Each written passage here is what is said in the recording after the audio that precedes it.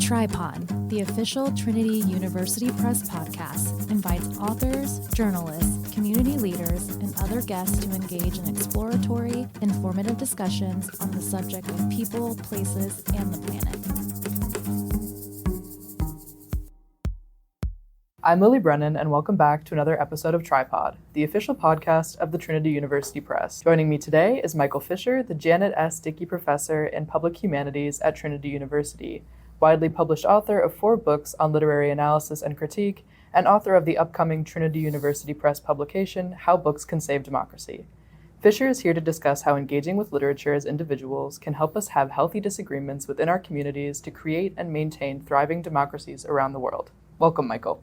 Thank you. Thank you for being here. I'm so excited that we finally get to meet and discuss your book. I finished reading it a few days ago, and I'm just really excited to ask you a whole lot of questions. Before we get into that, I would love if you could give us just a brief introduction to yourself and maybe explain a bit about your position at Trinity and your writing career.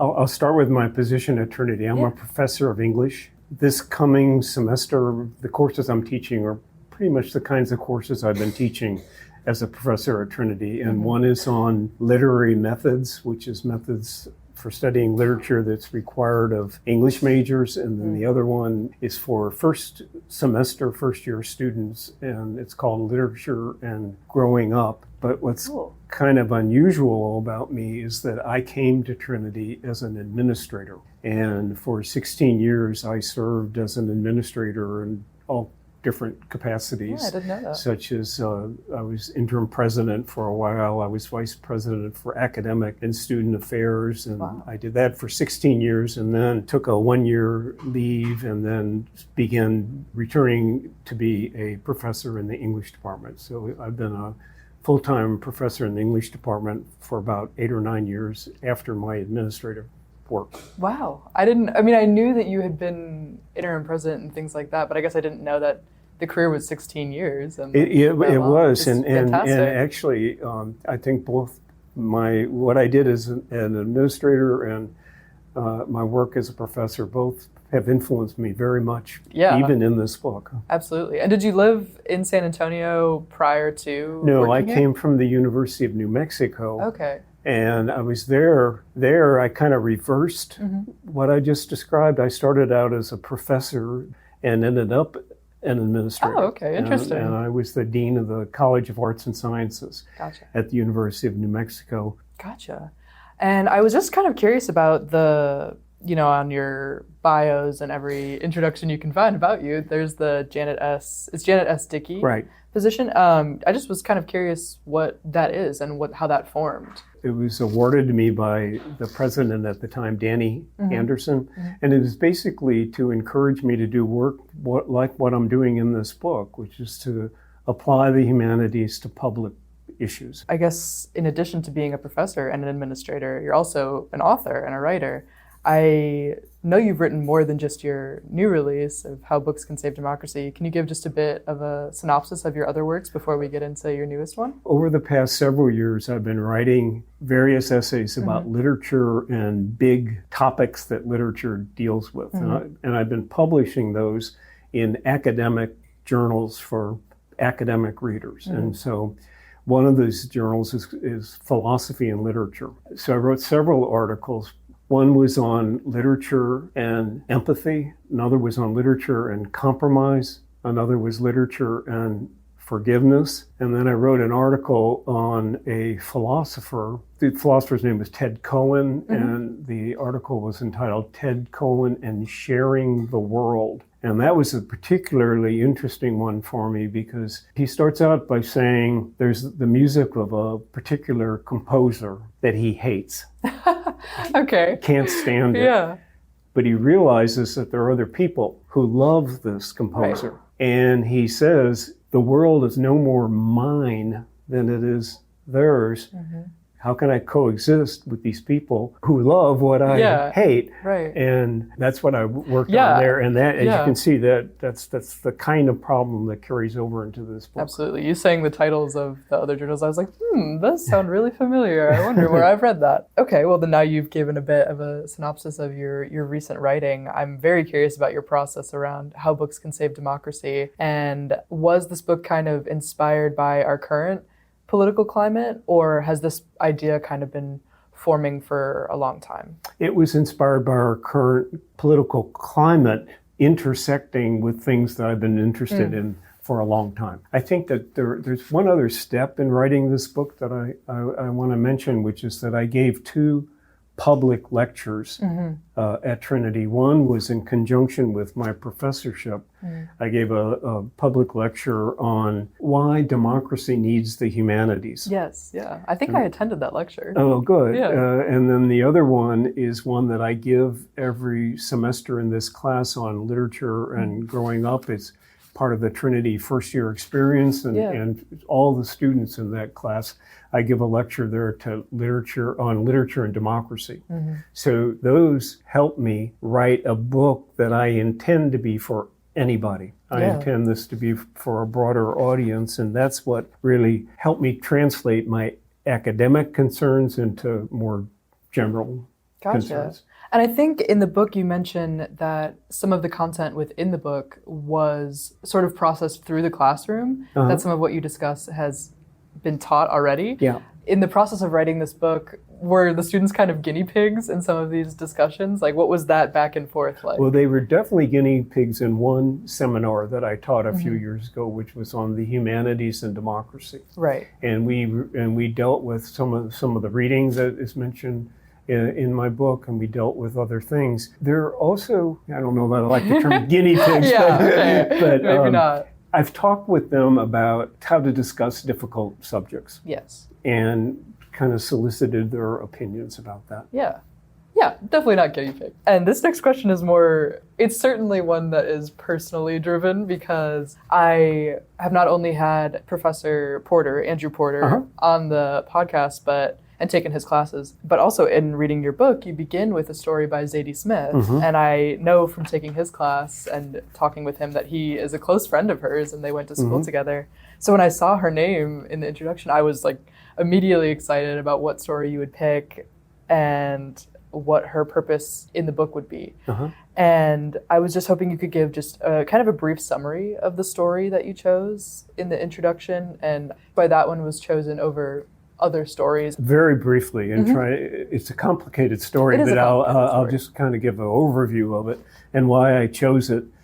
The story was written in 1999, and it's set in the 1970s in London. And there are 3 women in a park sitting on a bench. 2 of the women start to quarrel, and their quarrel escalates, and they argue over all kinds of things like gender roles, feminism, marriage, abortion, religion. And as they're quarreling, a park keeper hears them, and he's concerned because of the noise, and he comes over to them and he says, "Is everything okay?" And one of the women tells him one of the things they're arguing about. And he says something that jolts them all, in that his perspective is so different on the issue. And they kind of pause there and they think, well, they were thinking that this issue is a cut and dried black and white issue. Absolutely. Well, here's another take on it. Yeah.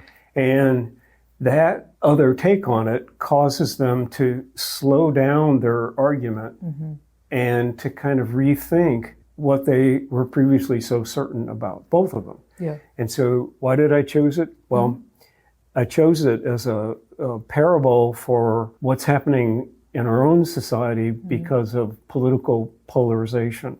In our own society, political polarization can cause argument on a political topic anywhere, anytime, at the drop of a hat. Absolutely. So that's what happens in the park, this sudden arguing about this topic. But I also chose it because the way the people who are arguing end up kind of calming down, going more slowly, that to me was a parable for how reading and talking about literature can affect these arguments. Absolutely. I think that was not only a really great summary, because it doesn't quite spoil the story and the real depth to it, but also I like the explanation of why you chose that one. Moving on from that, I guess, this book, I mean, I enjoyed reading it myself, and I'm not a teacher or leader in my community necessarily.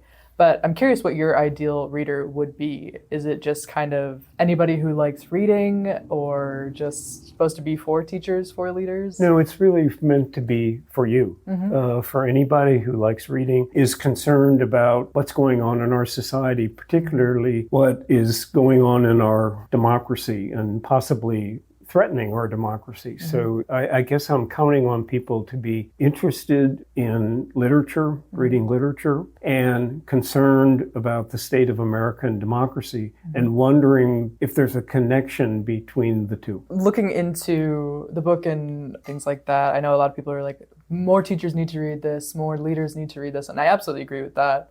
But I also think there's so much to this book where it empowers and it makes you feel capable of changing your circumstances, or the democratic circumstances, when everything else is telling you that you've got no chance to like fix it. Right. So as I was reading this, I felt very encouraged and optimistic that I was like, okay, I can take this small step to better prepare myself for these disagreements, these discussions that come up. Though I appreciate that, because that's one outcome I would hope other readers would have. Yeah, no, absolutely. That's why I think like you're absolutely right. The ideal reader would be somebody who not only values books in of themselves and enjoys a good story, but also wants something they can do within themselves to make changes and just get a better grasp of the world, because things are crazy for sure. And going deeper into that, I kind of want to make this conversation work. It's sort of how your book does, with taking the broader stance first of just kind of general democracy and philosophies on it, and then kind of moving smaller and smaller. In your book, you discuss Nelson Mandela, which I was so excited to see you bring in as a leader and a top-tier negotiator. I'm interested to know what qualities in him and that him as a leader would help create a healthy democracy. Well, I talk about him as a leader who was willing to negotiate with people that he disagreed with. And in his case, it was two kinds of people. On the one hand, Afrikaners who had supported apartheid and whose actions he completely denounced and suffered from. On the other side, he had allies who wanted him to retaliate against those adversaries as soon as he became president, and who wanted him to seek revenge against them while he had the chance. He took a kind of a middle path of talking to both of them and trying to construct a community that would include both. But he was willing to work with them and bring them along rather than try to exclude them. He was a negotiator with whom you could agree without feeling defeated. I think also that willingness for compromise and for forgiveness, and to try and find a common ground of, above all, knowing everybody wants peace and unity and not division. So I think I also see that in his leadership and his basis for his negotiating and like what was important to him. And that led me to think about other democracies across the globe, and if there were any particular leaders or countries, democracies that you've studied or looked into that you think could be really good examples. I actually am more interested in negative examples, cautionary examples of countries that have started with democracies and are in the process of losing those democracies. And some of those that I would mention would be Hungary and India. And so I'm more interested in what I would call backsliding democracies as something that we don't want to emulate. And I'm also just interested more generally in the ideal of democracy. What would an ideal democracy look like? Do you have an answer for that? I think that for me, it's a community which welcomes different points of view, which welcomes disagreement, but engages in disagreement respectfully and constructively. And so for me, the ideal scene in a democracy would be citizens on a jury from different backgrounds, different values, different ideas, maybe differences about the case they're hearing. But those citizens getting together with their differences, not leaving them behind, but working through them and coming up with a decision that they all can somehow buy into, even as they continue to disagree about other things. Trinity University Press is a mission-driven publisher committed to civic engagement with timely ideas facilitated by the publication of print and digital books, related media, creative and educational programs, and other activities that help us all better understand our place in a crowded world. For more than 50 years, Trinity University Press has published more than 225 titles and organized thousands of events, all focused on broadening our understanding of many impactful subjects, from human relationships with our physical environments to social equity and justice. For more information about Trinity University Press, visit tupress.org. I like that very general picture of an ideal democracy. And from our current standpoint, it feels like we have a long way to go. But literature and reading seems like such a small place to start to get to that ideal. And how something so small can address an issue and a change so big. But how do you think literature has that big impact? Well, that's a really important question, because, and that's why I spend a lot of time in this book on discussing works of literature. So there are three aspects of literature that I talk about. One is reading it, which is a solitary act. The other is writing it, which is equally solitary. But very important is discussing it and discussing the literature that you've read. And so the way that you kind of magnify the impact of literature is through discussing it in all different settings, whether it's classes, at school, in a university, whether it's book clubs, whether it's continuing education programs, or a favorite place for me to discuss literature is the San Antonio Book Festival. Yes, absolutely. These are all ways of taking that private act of reading and disseminating it. And that starts toward helping literature make a bigger impact. Yeah, when I was reading sort of those notes in your book, I came to the thought of, does that still work in an online kind of format? Like, how do you see digital communities fitting into that picture? If I'm reading a book and I log into my online book club and I chat over FaceTime, do you think that still has the same benefit, or is there something missing? I think they're close enough to the same benefit. I mean, I prefer in-person discussions. However, online discussions can be helpful. I think that, so it's something that I would not dismiss, but I would take advantage of. On the other hand, online and media discussions can reproduce the polarization that concerns me. And so it's a mixed bag. There's a potential for assisting the impact of literature, but there's also a potential for taking divisions and magnifying them and making them even more tense that I worry about. Yeah, I think that's a fair point. I like that I'm seeing more areas where people are getting together online, particularly for just the purity of wanting to discuss a book or wanting to discuss literature. Those places can be difficult to find without encountering people who are trolling the internet to create those polarizations. But I like the work that's being done to make that more accessible, because obviously not everybody has access to those communities within their area. But I was just wondering if you thought there was any sort of negative impact, which I do agree that it can have the impact of polarizing people. Going a bit smaller into local communities and interpersonal communities, things like that. I've heard the phrase, I know many people have, that like democracy is only as strong as its people are informed. Does this apply with fiction as well? I was kind of curious about that, because I feel like a lot of people take that to be, I have to be informed on all the issues that are going on in my community in order to participate in these discussions. Or do you think fiction can also inform those issues? I think that the way fiction can inform people is by helping them understand other people as well as themselves. And so one of the things I write about in the book a lot is the capacity of reading works of literature to promote empathy. Yes. And I think that's a major function of literature, is that it helps us understand other people, often people that we would not encounter in our own lives. Helps us understand people, see them in all their complexity, try to put ourselves in their shoes. I think that's extremely important, because it counters what polarization feeds on, which is to demonize other people, to dehumanize them, treat them in ways that make you not want to know them, but to attack them back. Right. And that's what literature counteracts. My follow-up to that would be, how have you seen literature bring communities together? And I'm sure in your own life that you see it a lot in the classroom, and I'm kind of interested in what that dynamic looks like, how literature in a classroom or in other communities that you engage with brings people together.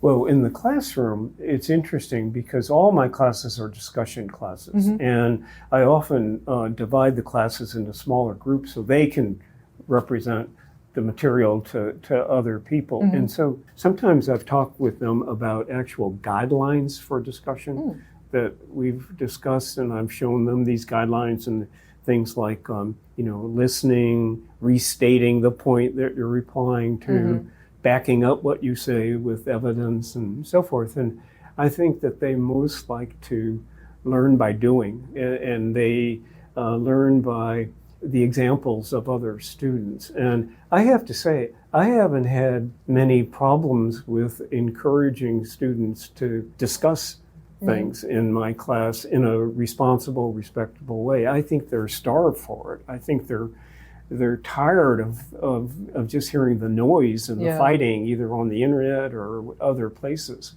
And so I haven't really had any major issues of people attacking one another or anything like that. Now that's right. It's a select audience, but I've been encouraged by that. I think that comes so much from probably the attitudes, and the guidelines you're sharing, but the attitudes you're emulating yourself. I went to military boarding school for high school, and we were all about teaching leadership and the MICE model and all that. But really the best, most open discussions I've had in my time through high school was because there was a leader who was showing the way to be like, this is how you should treat one another and what you should value. How do you model that for others? I try to do it by making it clear that rather than immediately say what I want to say, I give them the chance to say what they want to say first. So I see myself more as a facilitator of a discussion rather than this is what you need to learn. I also give them the chance to lead, them being the students, the chance to lead those discussions themselves. Right. And I think when you lead a discussion, you yourself want to model what you want to get back. Right. And they do that. Yeah. They do that. I'm also wondering if you see, or if you've had moments where a book you've assigned or an article you've assigned that's been read by your class, do you see the effects of that coming into the discussion where maybe they've taken away a lesson in empathy or something about facilitating a discussion, and you see that kind of come to life? Indirectly, I can't really say for sure. I mean, I see the results, where it comes from. One thing that I see that's very gratifying is that the class gets closer as the semester goes on. Yeah. And I think that's our discussions. I think it's the reading. And I'm always pleased to see there's it always starts out slowly, but there's one point where it gels and they actually get to know one another. They look forward to talking with one another. And to me, that's a big victory. Yeah, I think I can certainly remember those experiences from being in school where a professor very knowledgeably picked something really interesting or maybe something purposefully divisive, not in any kind of negative way, but something that has a lot of interpretations, and bringing that in and being excited to come to class and be like, what did everybody think about that? That was wild.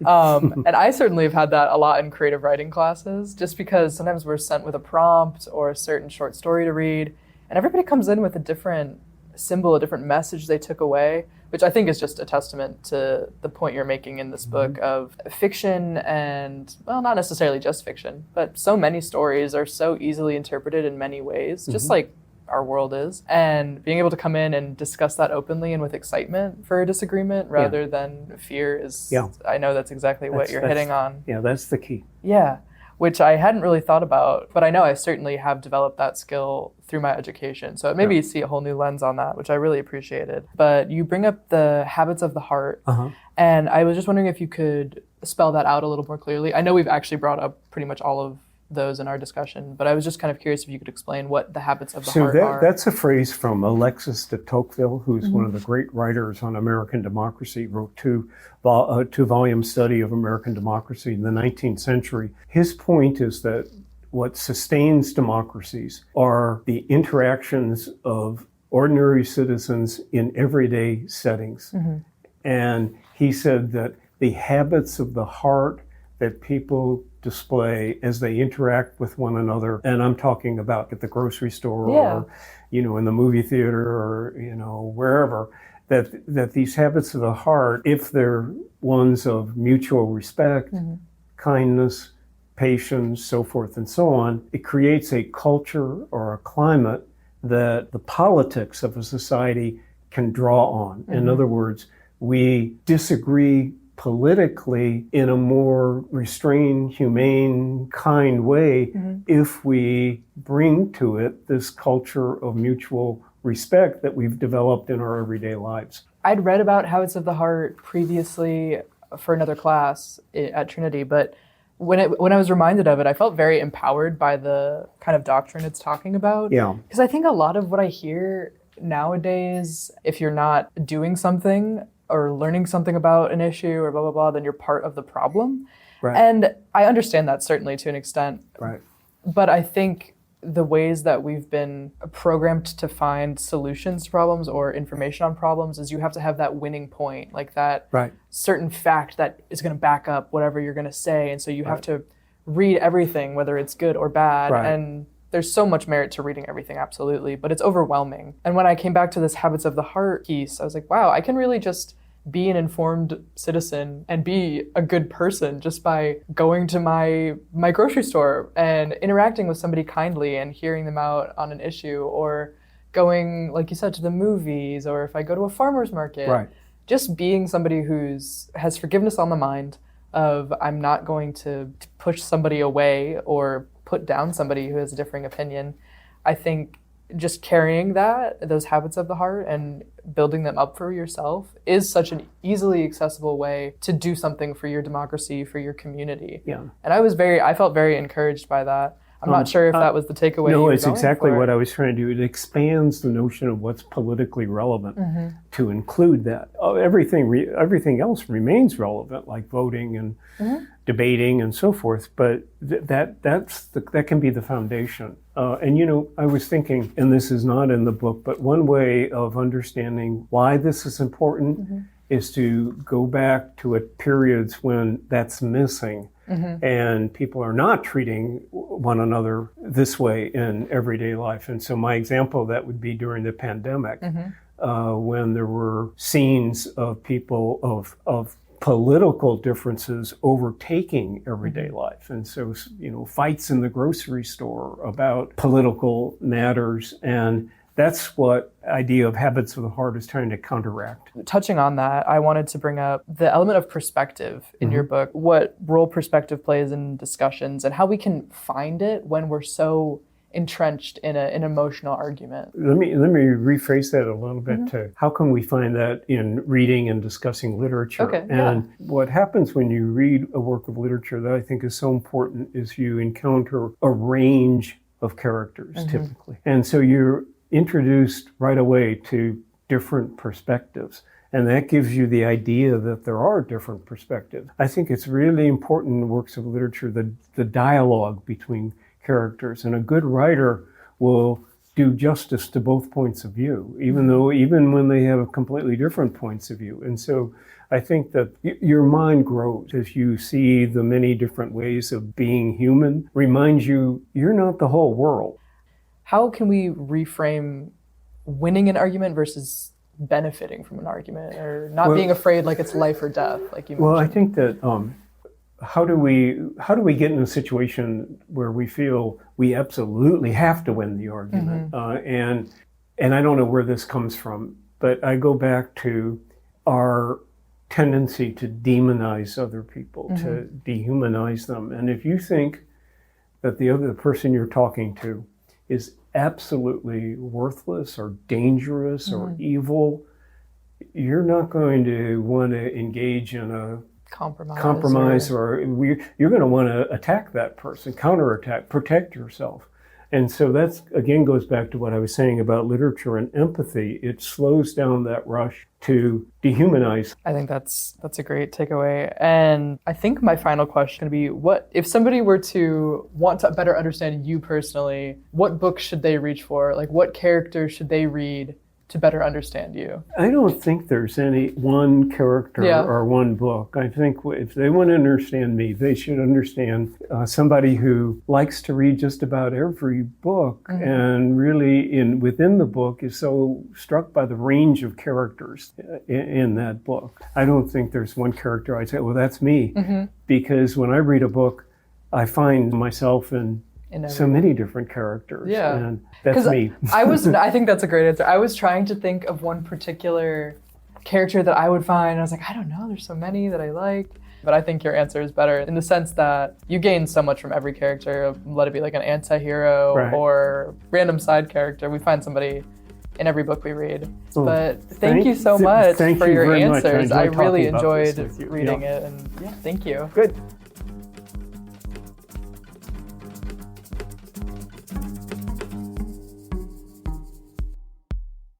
Thank you for joining Michael and I for another episode of exploring people, places, and our planet with Tripod. Come back soon.